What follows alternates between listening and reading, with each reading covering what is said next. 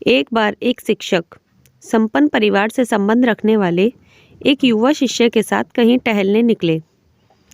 उन्होंने देखा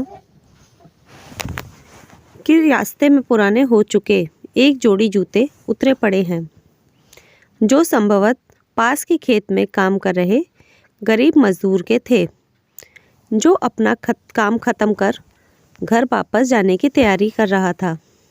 शिष्य को मजाक सूझा। उसने शिक्षक से कहा, गुरुजी, क्यों ना हम ये जूते कहीं छिपा कर झाड़ियों के पीछे छिप जाएं। जब वो मजदूर इन्हें यहाँ नहीं पाकर घबराएगा तो बड़ा मजा आएगा। शिक्षक गंभीरता से बोले, किसी गरीब के साथ इस तरह का भद्दा मजाक करना ठीक नहीं है।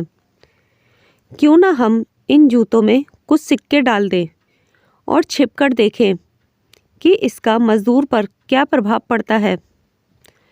शिष्य ने ऐसा ही किया और दोनों पास की झाड़ियों में छुप गए। मजदूर जल्द ही अपना काम खत्म कर जूतों की जगह पर आ गया। उसने जैसे ही एक पैर में जूते डाले, उसे किसी कठोर चीज़ का आभास हुआ। उसने जल्दी से जूते हाथ में लिए और देखा कि अंदर कुछ सिक्के पड़े थे। उसे बड़ा आश्चर्य हुआ और वो सिक्के हाथ में लेकर बड़े गौर से उन्हें उलट पुलट कर देखने लगा। फिर उसने इधर उधर देखने लगा।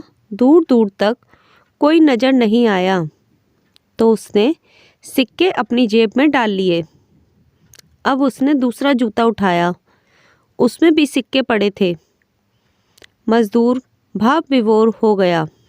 उसकी आंखों में आंसू आ गए। उसने हाथ जोड़ ऊपर देखते हुए कहा, हे भगवान, समय पर प्राप्त इस सहायता के लिए उस अनजान सहायक का लाख लाख धन्यवाद। उसकी सहायता और दयालुता के कारण आज मेरी बीमार पत्नी को दवा और भूखे बच्चों को रोटी मिल सकेगी।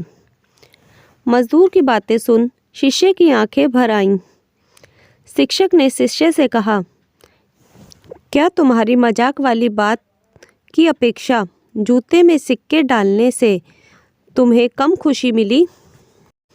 शिष्य बोला, आपने आज मुझे जो पाठ पढ़ाया है उसे मैं जीवन भर नहीं भूलूंगा। आज मैं उन शब्दों का मतलब समझ गया हूँ जिन्हें पहले मैं कभी नहीं समझ पाया था, कि लेने की अपेक्षा देना कहीं अधिक आनंददायी है। देने